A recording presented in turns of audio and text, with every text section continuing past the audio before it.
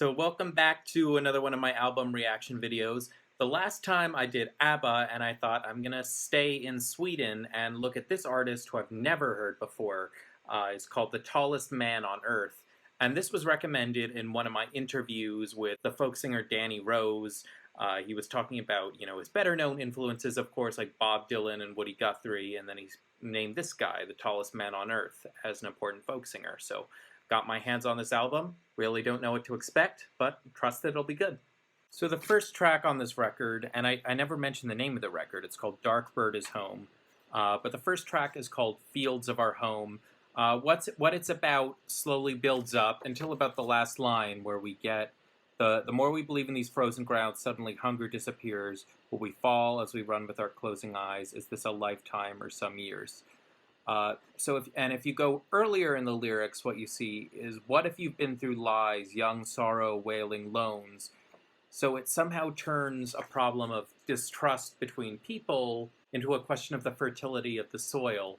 And though obviously that can't be true in literally all sorts of situations, I guess it's saying, if people came to trust each other, maybe we overcame our social problems. Environmental problems might be a lot easier to solve because those problems aren't innate to humans existing, they're innate to current human relationships. But anyway, this was my first time ever hearing a Tallest Man on Earth song, and I was really impressed. He had a distinct voice, he had a folky voice, but it didn't sound like he was just copying Woody Guthrie. This certainly sounded like a modern recording, and it starts really just with the acoustic guitar, and then it slowly builds in the bigger production, so it's not just duplicating old folk, but it really sounds like it's still in that spirit. So the next track on the record is called The Darkness of the Dream, and yeah, I'm really enjoying this so far. I'm starting to think the world's tallest man, the tallest man on earth, aka Kristian Mattson.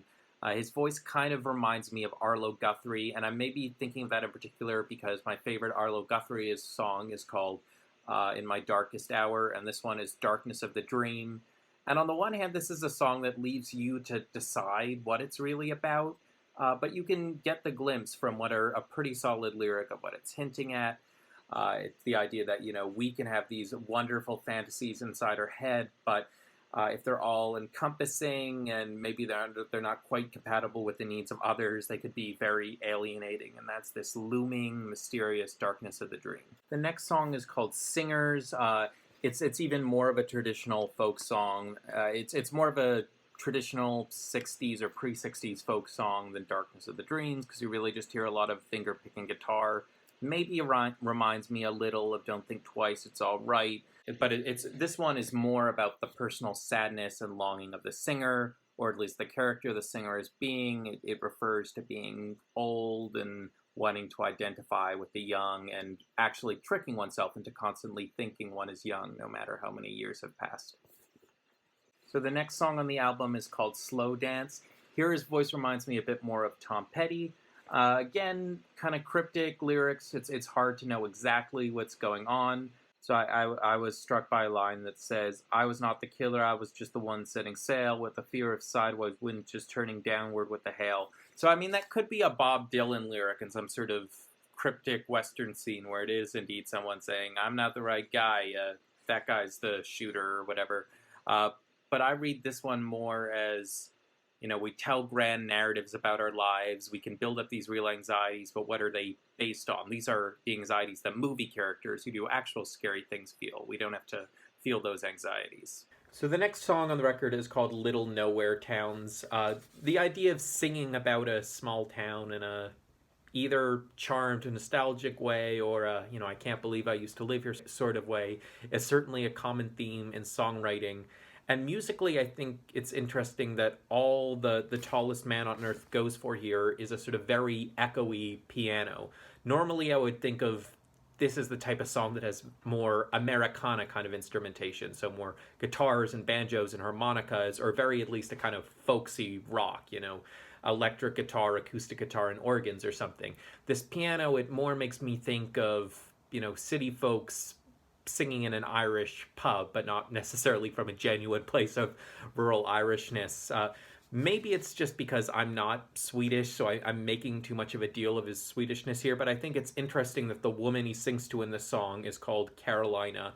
because in James Taylor's song Carolina in My Mind, he mentions a Swedish woman he was briefly in a relationship with called Karen, and he calls her a silver sun. And in this little nowhere town that The Tallest Man on Earth is singing about, he says the sun wasn't out there for weeks. So I wonder if the image of Carolina in my mind was in his head. Aside from that, I think what the song is about is, rather than simply singing from a nostalgic distance or from a support small town America kind of perspective, this song is trying to imagine what it would mean to sing about the little nowhere town if you're kind of trapped in that world. Because if you're really living in that world, maybe you don't even think of it that way.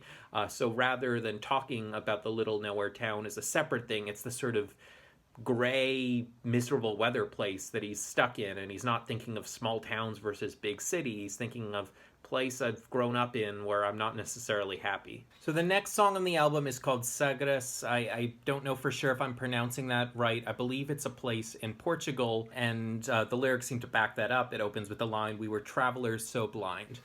Now, some things can have profound lyrics, and I don't know if this song has profound lyrics, but it's definitely about a profound emotion.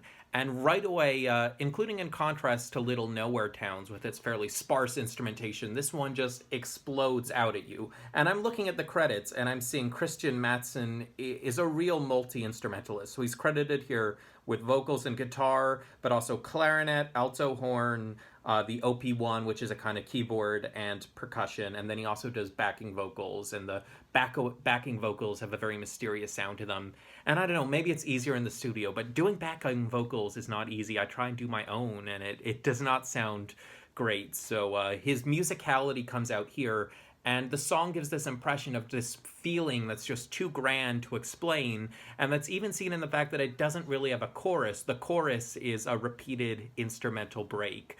All he can repeat, this amazing, catchy thing, it's beyond words. But it's not an instrumental song. It's a very lyrical song. It's got what seem to be really typical The Tallest Man on Earth lyrics. I think this one might be my favorite on the album. The next song on the album is called Timothy, and it's notably told from the perspective of some sort of teacher figure, and it seems to be a journey across America, making references to places like the Rockies, like Missouri, like Arizona. It has a more of a country rhythm to it, but it also has some of that same profound sound as Sagras, with Mattson playing many of the same instruments on it. It seems like the one message here is that this is someone who is searching for wisdom, but fears in the back of his head that there's really no wisdom to be found. So the repeated phrases, she said, "Why are you so complicated when sometime is the only giver?" And then immediately after that, towards the end of the song, it says, "It only takes a journalist and the speed of light."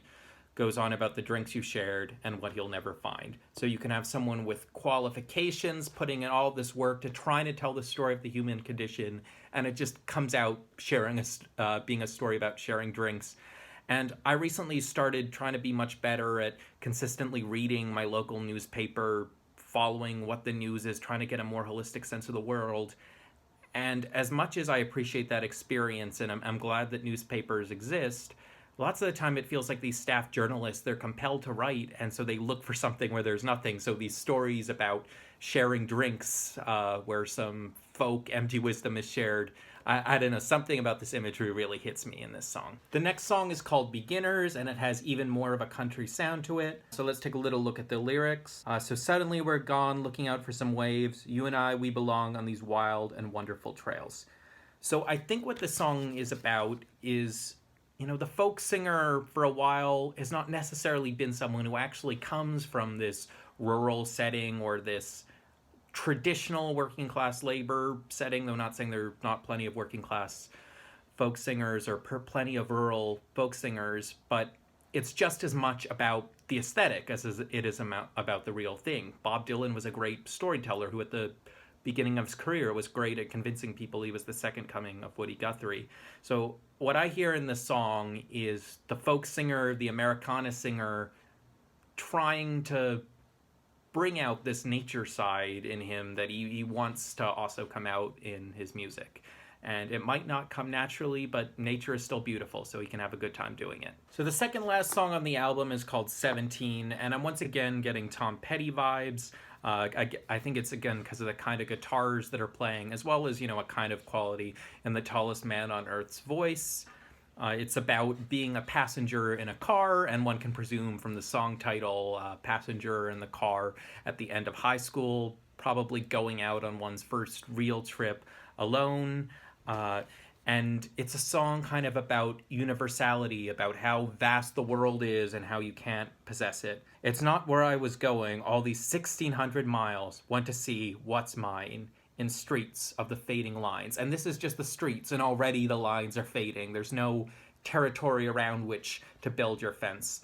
Another cool thing he does with this song that he also did earlier in the album is the way the song ends, and it's clearly a synthy sound. It's very digital, yet something about the context makes you think of a babbling lake or of a giant flock of birds flying out forever. It's amazing what different sounds invoke, even though they technically have nothing in common. And maybe a musicologist could tell you about that, or maybe it's just really the Tallest Man on Earth's lyrics set you up for this profound nature experience that you'll hear the natural and the digital. The final track on the album is Dark Bird Is Home, the title track of the album, and it's a pretty perfect finisher. I have to assume the Dark Bird is the singer himself. It starts out with more of an acoustic sound, as if it's bringing the profundity of the rest of the album back down to earth. I've had all of these big thoughts, but they happen in the reality of my little nowhere towns, or wherever the narrator is at the moment. But then realizing the need for a big finale, in the second half of the song, all the other instrumentation comes out, and the sound just becomes bigger and bigger, and it's a great way to close off the album. So overall, really impressed. A great sound, very poetic lyrics, bringing in lots of different instruments, lots of cool influences in place here. The one criticism I have of this, it's kind of similar to my criticism of U2's The Joshua Tree, though I like the sound of Dark Bird Is Home a bit better than The Joshua Tree, so it's not as much of a problem. If every one of your songs has a mysterious poem, it kind of takes the effect off of them, because, if you have your one or two or even half the album mysterious poem tracks, the listener is going to think, wow, they're really trying to say something with this one. What's it going to be? And it's good to sort of give the brain, I guess, little rest, easy to access songs. Like, even someone like Leonard Cohen does this. Like, Dance Me to the End of Love is fairly accessible. The Captain on that same album is kind of silly, even though it's also cryptic poetry. I think everything here is kind of melancholy, cryptic poetry, and it would be nice if he threw in one or two songs where it's clear what he's saying or is a bit poppier. And it's not because I'm not smart enough for the profound stuff, but if all you can be is profound, then I don't know, it's missing something. If a canvas is covered in color, you stop appreciating it, whereas if you get black, white, color, the color really stands out. But anyway, great album, cool sounds. I look forward to listening to more Tallest Man on Earth in future.